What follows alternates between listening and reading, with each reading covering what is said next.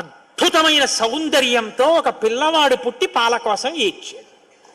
అమ్మయ్యా, పుట్టాడు రా పిల్లాడు, శివపుత్రుడు జన్మించాడు, మన బాధలు తీరాయని వాళ్ళందరూ పొంగిపోయారు. షష్ఠి 6 ముఖాలతో షణ్ముఖుడై పుట్టాడు. ఆ పుట్టినటువంటి వాడు కూడా మహానుభావుడు 6 ముఖాలతో పుట్టాడు కాబట్టి షణ్ముఖుడు.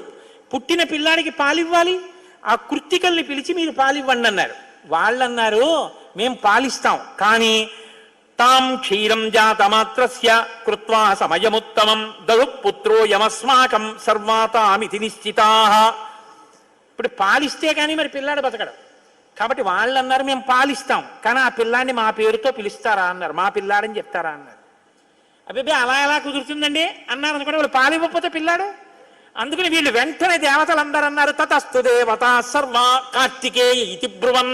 కార్తికేయుడు కార్తికేయుడు అన్నాం